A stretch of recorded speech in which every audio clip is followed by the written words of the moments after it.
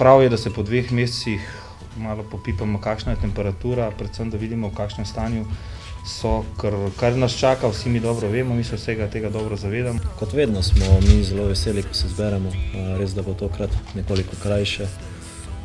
Vsaj nekako uživamo en s drugim v družbi, seveda pa nas čaka tudi težka tekma in želimo na teh treningih še spiliti nekatere zadeve. Konec koncev tudi neka dobra priprava za vse nas, da vidimo v bistvu, da se pripravimo na naslednje tekme, ki bo v septembru zelo pomembna. Specifika tega našega zdaj zbora je, da je kar nekaj igralcev menjalo trenerje, kar za sabo nosi seveda določene spremembe.